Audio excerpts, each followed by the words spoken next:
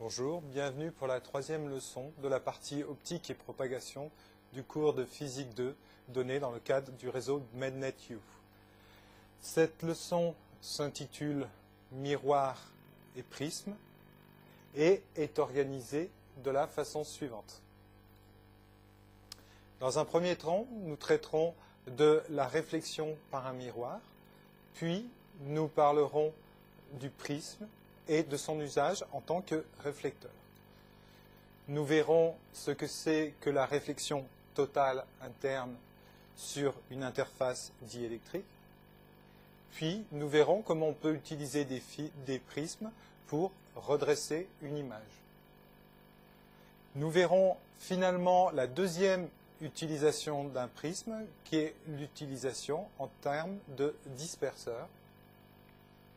Nous verrons donc la notion de dispersion et un des exemples de la dispersion d'un prisme qui est tout simplement la réalisation d'un arc-en-ciel. Donc commençons tout d'abord par traiter le cas de la réflexion par un miroir. Donc qu'est-ce qu'un miroir? Tous ceux d'entre vous qui se coiffent les matins savent à peu près ce que c'est. Mais en optique, un miroir, d'une façon plus générale, est tout simplement une interface de forme quelconque, ici sphérique, sachant que le miroir plan que vous utilisez tous les matins pour vous coiffer ou pour vous raser, est tout simplement un miroir sphérique dont le rayon de courbure est infini. Donc c'est une surface sphérique sur laquelle a été déposé un matériau réfléchissant. Alors, nous allons démontrer dans le cadre de ce cours qu'une telle surface peut aussi permettre de former des images comme les lentilles. Néanmoins, traiter le cas d'un miroir n'est pas complètement identique avec traiter celui d'une réfraction par un dioptre ou par une lentille, puisqu'on voit que la lumière change de direction sous l'influence du miroir. C'est-à-dire que la convention que nous avions utilisée dans la leçon précédente, disant que la lumière se propageait toujours de la gauche vers la droite, ne peut plus être utilisée. Nous devons donc, pour pouvoir continuer à utiliser nos relations, modifier certaines de nos conventions. Voici les conventions qui sont introduites pour traiter le cas des réflexions. La première convention peut vous paraître surprenante. Il s'agit de dire qu'après une réflexion, l'indice de réfraction change de signe. C'est-à-dire que lorsque le rayon est incident sur le miroir, ici, il voit un milieu d'indice n. Après réflexion, il se propage dans un milieu d'indice n', dont la valeur est égale à celle du milieu n, mais dont le signe est opposé. Ceci peut être vu tout simplement comme le fait que le rayon se propage dans le sens inverse, il a été retourné, donc le signe de sa vitesse a changé, donc le signe de l'indice de réfraction aussi. La deuxième convention est liée un peu à la première, c'est que le signe des distances est inversé si le prochain dioptre est situé à gauche.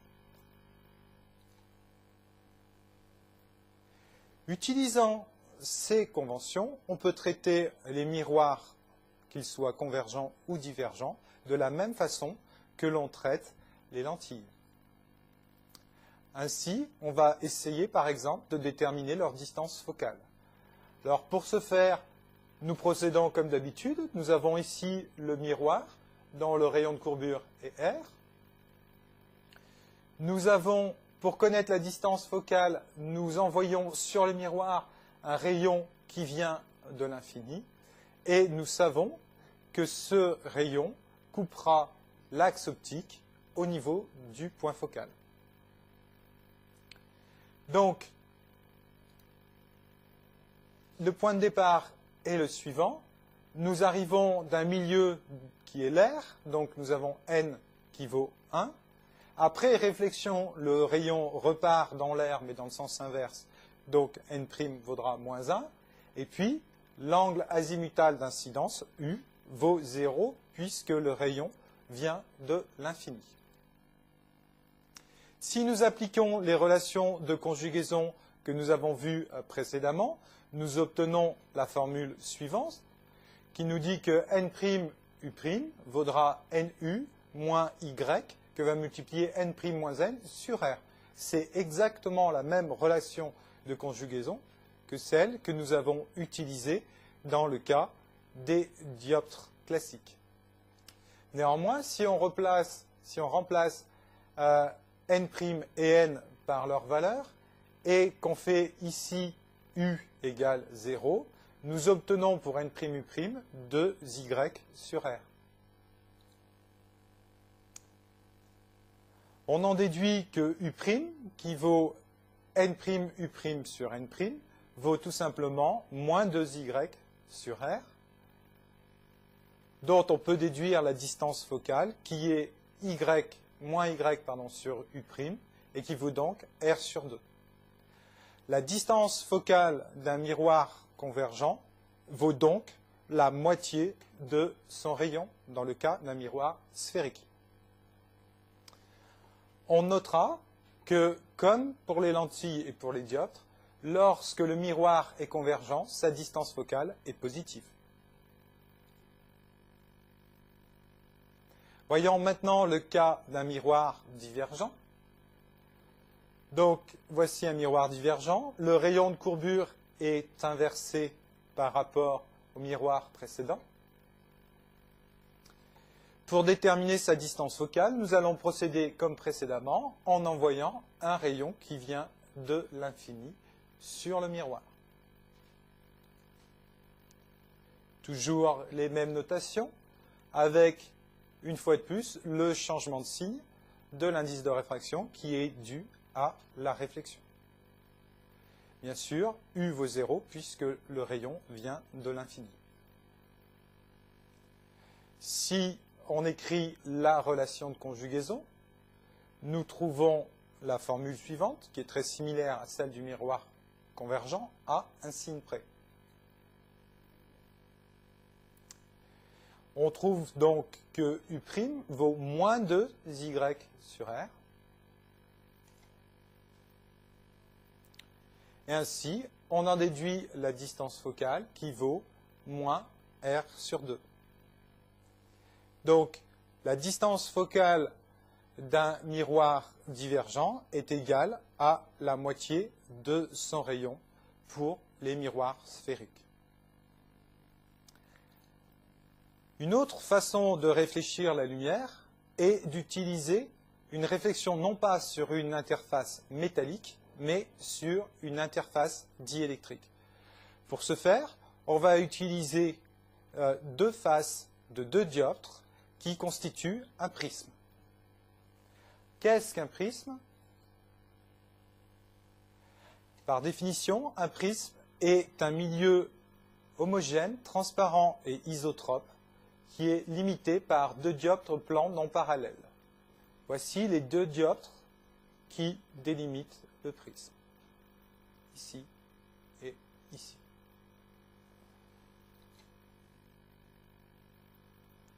Alors, quand on parle de prisme, généralement, le plan d'incidence des rayons se trouve dans le plan de section principal, et le prisme qui était représenté tout à l'heure en 3 dimensions peut aisément être représenté en coupe, avec ici donc le dioptre d'entrée, ici le dioptre de sortie, le rayon incident qui est réfracté sur le premier dioptre d'entrée et le rayon transmis qui est réfracté sur le deuxième dioptre.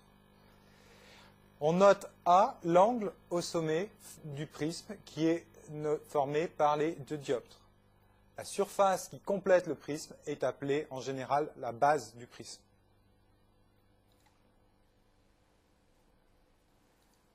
Alors, on peut utiliser les prismes pour réaliser des miroirs à réflexion totale interne. Pour ce faire, on utilise en général des prismes à angle droit et un rayon incident qui arrive normalement à la face d'entrée est alors réfléchi sur l'hypoténuse du prisme pour être ensuite réfléchi à 90 degrés. Alors, pourquoi est-ce qu'ici, il n'y a une réflexion sur l'arête et il n'y a pas de faisceau transmis. C'est lié au fait que l'angle d'incidence sur cette face-là est suffisamment élevé et nous allons voir la condition à remplir pour que cela marche. Cette condition s'appelle la condition de réflexion totale. Il faut que l'angle d'incidence sur la base, sur l'hypoténuse du prisme, soit supérieur à l'angle critique de réflexion totale, qui vaut arc sinus de l'indice de l'air sur l'indice du prisme. Alors, d'où vient cette loi? Elle vient tout simplement des lois de Descartes. Vous vous rappelez que pour qu'un rayon soit transmis, il doit vérifier la deuxième relation de Descartes, qui est N1 sinus θ I doit être égal à N2 sinus θ T. Or, dans le cas où le milieu d'origine est d'indice plus élevé que le milieu dans lequel le rayon doit sortir, il existe un angle d'incidence tel que cette relation ne peut plus être vérifiée.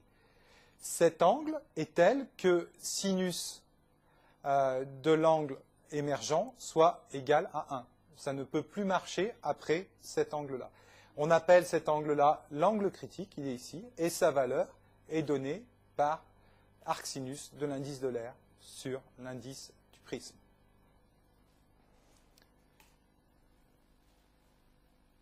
Donc, lorsqu'on peut utiliser des prismes en réflexion totale, on peut les utiliser essentiellement aussi, non pas en envoyant le faisceau sur la face, sur un des côtés, mais en rentrant par l'hypoténuse.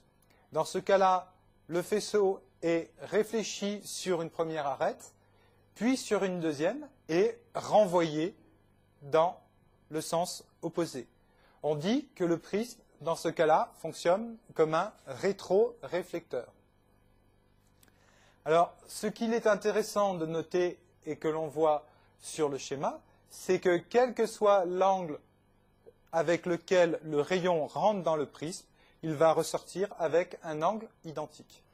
Bien sûr, pour que tout ceci fonctionne, il faut que l'angle d'attaque ici ou ici sur les deux arêtes soit suffisant pour que le rayon subisse une réflexion totale interne.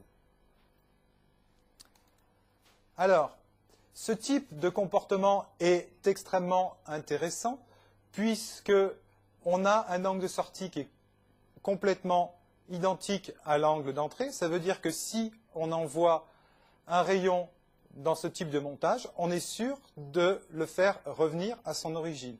C'est particulièrement utile lorsque l'on fait des systèmes de visée où on doit pointer sur une cible et récupérer le faisceau utilisé.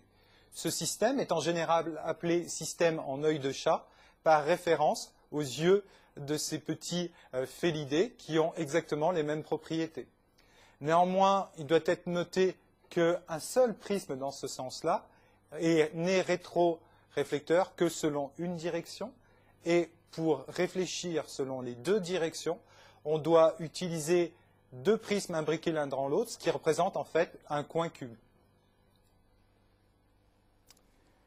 Alors, on peut noter une chose sur les prismes, qu'on utilise comme ça en rétroréflecteur, c'est que lorsqu'on envoie une image à travers un prisme en rétroréflecteur, cette image se retrouve, cet objet, se retrouve imagé, inversé selon un axe.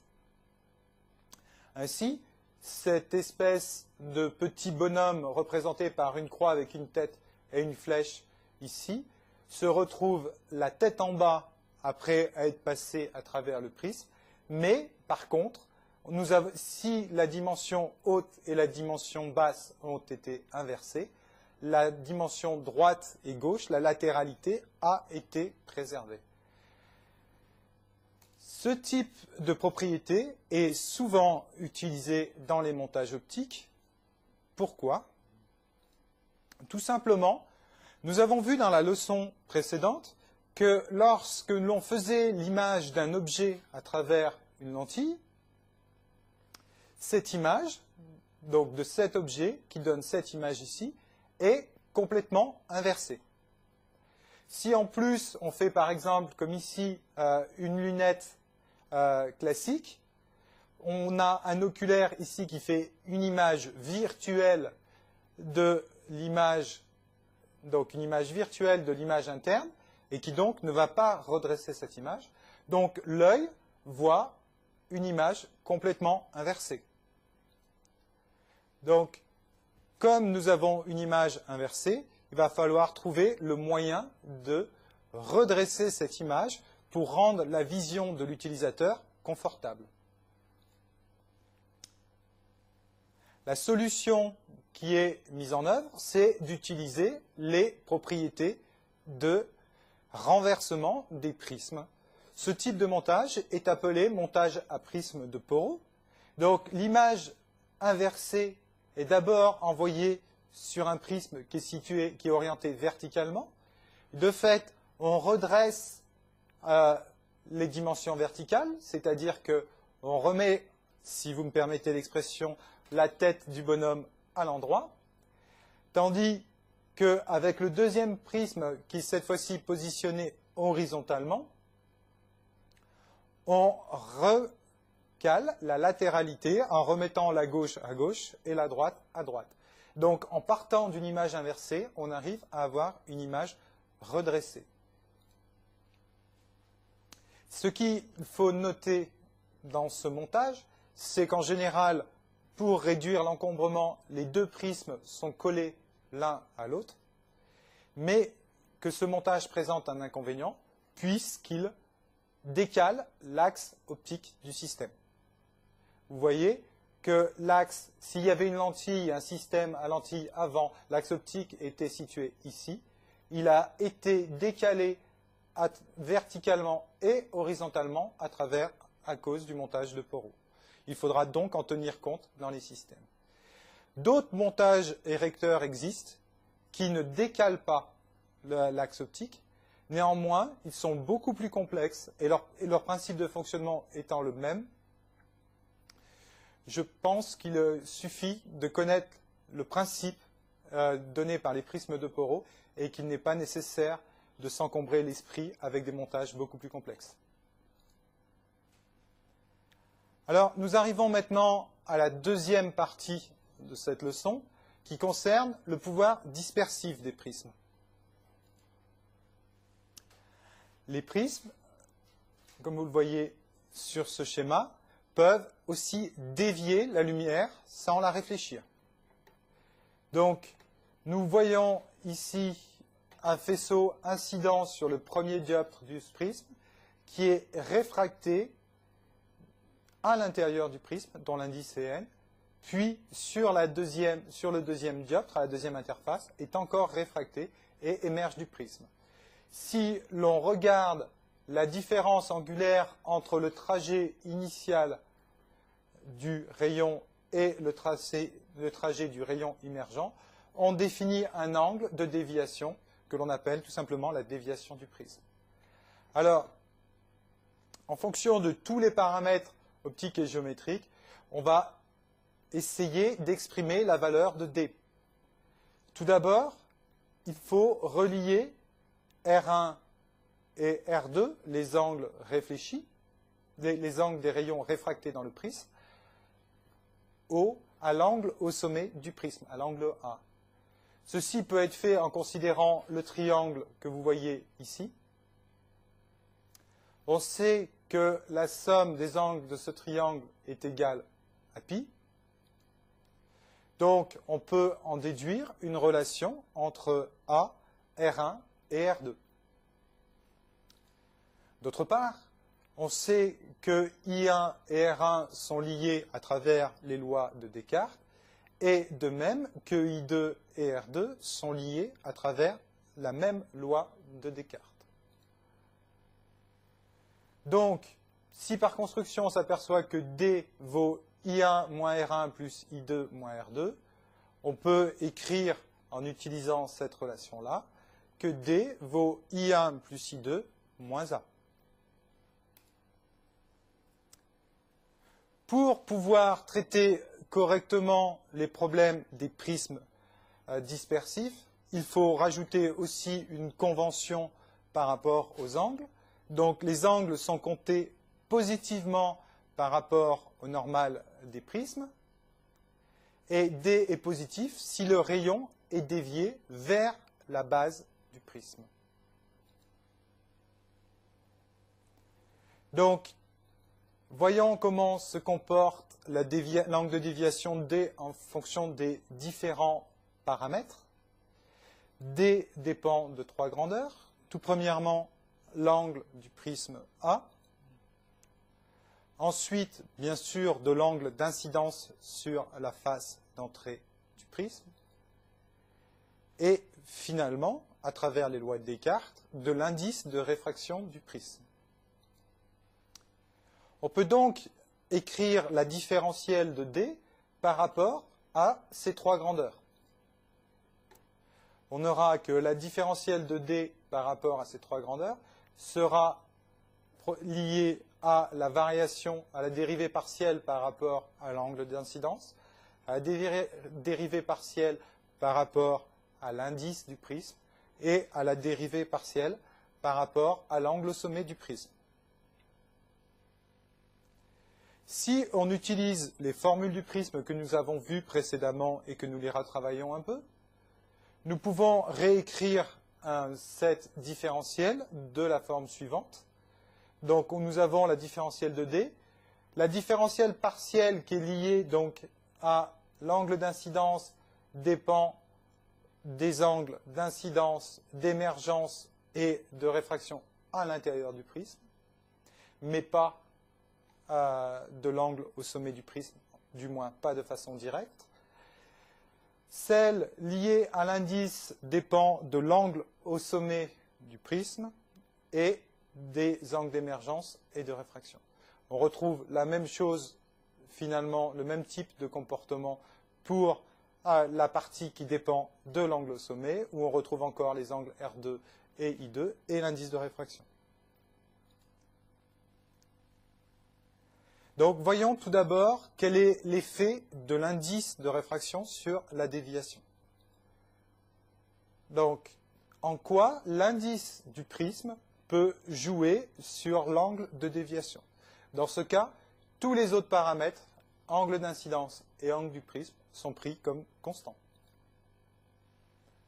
Donc, la formule qui va nous lier la variation de D et D de D sur Dn, ça vaut sinus A sur cos I2, cosinus R1.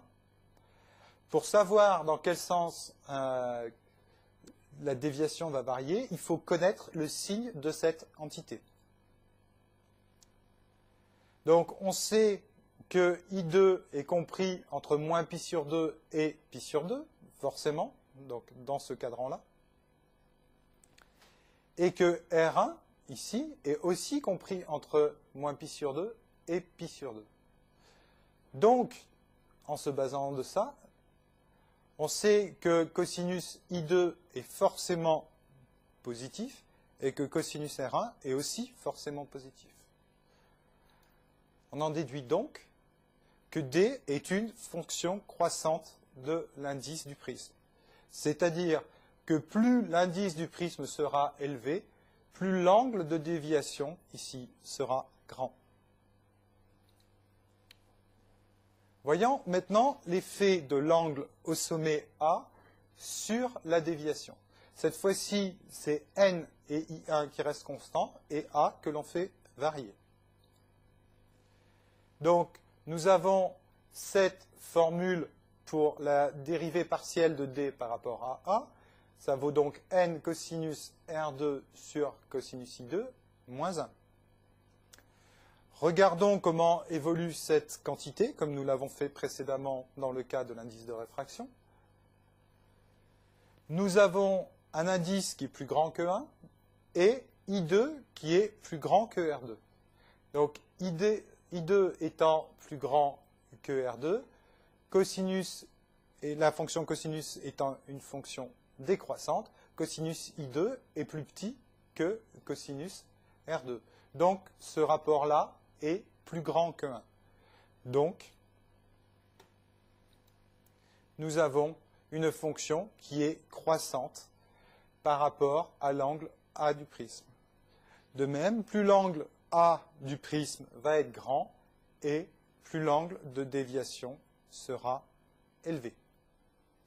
Finalement, il nous reste un dernier paramètre à étudier, qui est de fait le paramètre que l'on fait varier le plus facilement, qui est la dépendance de l'angle de déviation par rapport à l'angle d'incidence. Donc, on laisse tous les autres paramètres constants, c'est-à-dire que cette fois-ci, on a un prisme que l'on a choisi dans un tiroir ou sur un banc optique, dont l'angle et l'indice sont parfaitement connus, et nous n'avons comme possibilité que de faire varier l'angle d'incidence du rayon sur la face d'entrée de ce prisme-là. Dans ce cas-là, on voit que la dérivée partielle de la déviation par rapport à cet angle-là vaut 1 moins cosinus I1 fois cosinus R2 sur cosinus I2 fois cosinus R1. On remarque ici que cette relation implique n'est pas toujours positive. C'est-à-dire que selon les valeurs respectives de I1, de R1, I2 et R2, la dérivée partielle par rapport à I1 va être positive ou négative. J'ai positionné ici sur ce transparent un tracé de l'évolution de l'angle de déviation en fonction de l'angle d'incidence I1. On remarque, comme prévu, que la fonction d de I1 présente un minimum pour un certain angle d'incidence. On remarque aussi que ce minimum est d'autant plus marqué que l'angle au sommet du prisme est faible. Alors, quel est l'intérêt de connaître le minimum de déviation d'un prisme? Il y a un intérêt qui est relativement important et que nous allons voir tout de suite. Tout d'abord, nous allons déterminer la valeur de D minimum. Pour calculer D minimum, eh bien, que faisons-nous? Nous cherchons l'extrémum de la dérivée partielle, c'est-à-dire que nous cherchons l'extrémum de D de l'angle de déviation, donc nous annulons la dérivée partielle par rapport à I1. On voit que la seule façon que cette relation soit nulle, c'est que cosinus I1 cosinus R2 soit égal à cosinus I2 cosinus R1. Ce qui est assez logique. Et ceci, étant donné les liens qu'il y a entre les différents angles, n'est possible que si I1 égale I2 et R1 égale R2. Dans ce cas, que se passe-t-il? Eh bien, comme R1 égale R2, I1 égale I2, on a que l'angle de déviation minimum vaut 2 fois I1 moins A. Et on en déduit donc que l'angle I1 vaut, là, bien sûr, l'angle I2, puisqu'ils sont identiques, mais ça vaut aussi A, l'angle au sommet, plus l'angle de déviation minimum, divisé par 2. Donc, on connaît, si on mesure des mines, on peut connaître I1. Comme d'autre part, nous avons vu précédemment que A valait R1 plus R2, on en déduit que R1 égale R2 et égale A sur 2. Cette relation ces deux relations sont du plus grand intérêt. Pourquoi? Parce que ici, nous avons I1 qui est exprimé en fonction de l'angle du prisme et de l'angle de déviation minimum, et R1 qui est exprimé en fonction de l'angle du prisme. Donc, si on connaît A et qu'on peut mesurer précisément A, et que l'on mesure précisément des minimums, on peut remonter à I1 et remonter à R1. Vous me dites, quel est l'intérêt de remonter à I1 et à R1? C'est quelque chose de relativement évident, puisque I1 et R1 sont liés à travers les lois de Descartes, et le lien est fait à travers l'indice de réfraction du prisme. Donc si on mesure précisément I1 et si on mesure précisément R1, on peut déterminer l'indice de réfraction. Cette mesure est une méthode qui est utilisée de façon classique pour mesurer de façon précise l'indice de réfraction d'un matériau. Il faut noter que cette mesure est très précise car il est relativement aisé de mesurer précisément un angle. C'est pour ça que lorsqu'on veut mesurer l'indice d'un matériau, en général, on taille un prisme et on mesure le minimum de déviation de ce dernier pour déterminer l'indice du matériau. Donc, le prisme peut aussi être utilisé pour disperser de la lumière. Qu'est-ce qu'on utilise pour disperser de la lumière? On utilise tout simplement le fait que la dispersion du prisme est une fonction croissante de l'indice et que l'indice d'un milieu dépend toujours de la longueur d'onde. Ici, par exemple, vous avez la dépendance en longueur d'onde d'un verre de qualité optique assez classique. Vous voyez que pour une longueur d'onde qui varie à peu près de 0,5 microns à 2,5 microns, l'indice de réfraction passe de 1,53 à peu près 1,49. Alors, nous reviendrons plus tard sur la définition de la longueur d'onde en microns. Ce qu'il faut retenir, c'est qu'à chaque longueur d'onde est associée une couleur. Plus la longueur d'onde est courte, plus on va vers les couleurs bleutées, voire violettes, et plus la longueur d'onde est longue, et plus on va vers l'orangé rouge. Donc, le bleu correspond à peu près à 0,4 microns en longueur d'onde, et le rouge vers 0,6, 0,7. Donc, comme on a un indice qui dépend de la longueur d'onde, nous avons donc une déviation qui va dépendre aussi de la longueur d'onde. La conséquence de tout ça, c'est que si on envoie une lumière blanche sur un prisme, les différentes composantes de la lumière blanche vont être séparées parce qu'elles vont avoir des angles de déviation différents. Ainsi, la longueur d'onde, ici rouge, va avoir une certaine déviation, la jaune en aura une autre, et la violette en aura une autre. Vous remarquerez sur le dessin que la longueur d'onde rouge est la moins déviée, alors que la longueur d'onde violette est la plus déviée. C'est normal, puisque l'indice de réfraction décroît avec la longueur d'onde, et donc que l'indice de réfraction de la longueur d'onde violette est l'indice le plus élevé. Et comme l'angle de déviation est une fonction croissante de l'indice de réfraction, il est normal que la longueur d'onde violette soit plus déviée que la longueur d'onde rouge.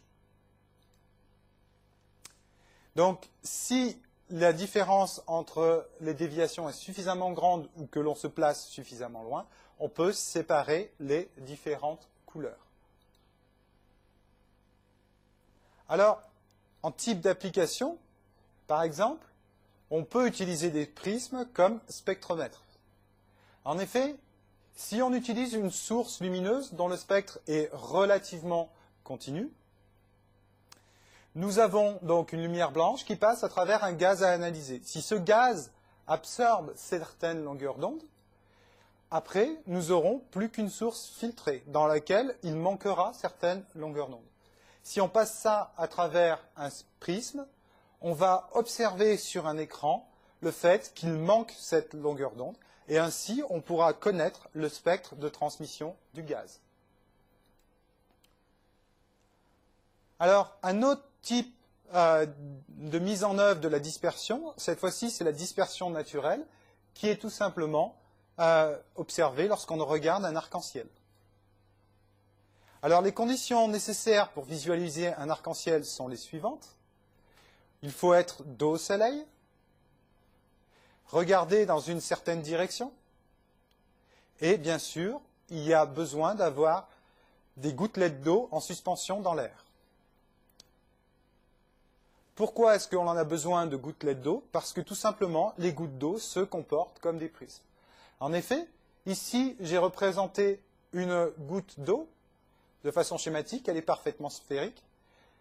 On voit que si un rayon solaire est incident sur la goutte d'eau, il va être d'abord réfracté sur une première interface, qui peut être considérée comme le dioptre d'entrée du prisme, réfléchi ici sur la deuxième interface, puis transmis ici et réfracté de nouveau sur une troisième interface. Alors par rapport à un prisme classique, il y a un côté un peu surprenant, c'est que en plus des deux réfractions sur les deux dioptres du prisme, il y a ici une réflexion sur la face arrière. Quoi qu'il en soit, l'important est le phénomène qui se passe sur le dioptre d'entrée ici et sur le dioptre de sortie ici, puisque la réflexion n'affecte pas les angles R ici et ici qui sont identiques.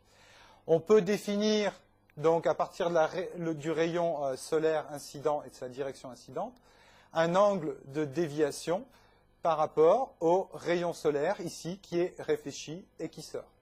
Donc l'angle de déviation est ici. Il est important de noter que pour qu'on voie de toute façon un effet d'arc-en-ciel, c'est non pas lié au fait que l'on a une forme sphérique, mais tout simplement au fait que l'indice de l'eau, comme l'indice de tous les matériaux, dépend de la longueur d'onde. Donc la déviation subie par la lumière du soleil va dépendre aussi de la longueur d'onde.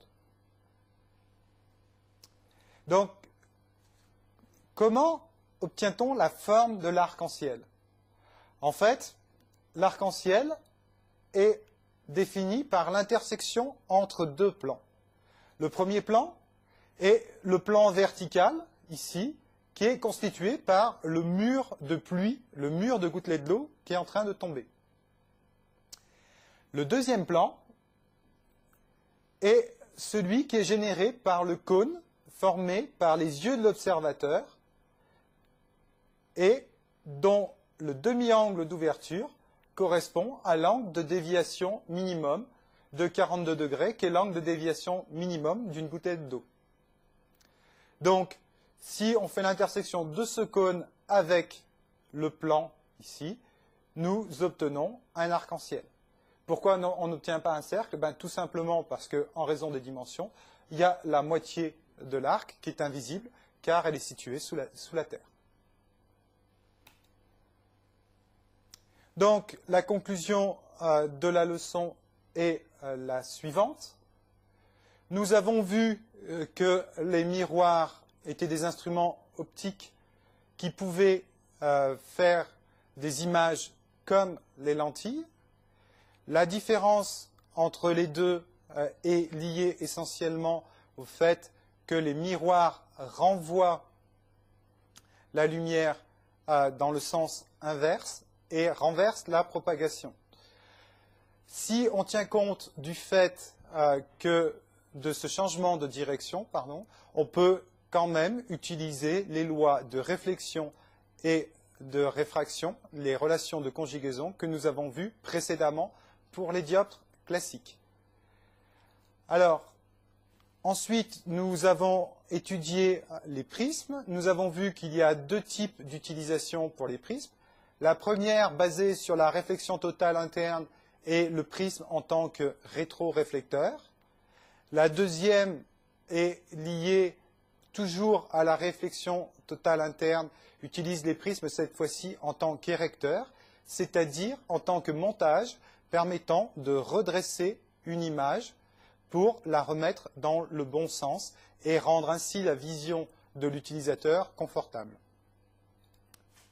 Finalement, nous avons vu que les prismes peuvent être utilisés pour disperser la lumière et ainsi avoir soit des fonctions, j'allais dire, esthétiques à travers les arcs-en-ciel ou d'autres fontaines lumineuses, mais aussi des fonctions très utiles pour réaliser des spectromètres ou des monochromateurs. La prochaine leçon sera consacrée à l'aspect ondulatoire de la lumière. Je vous remercie pour votre attention. À bientôt.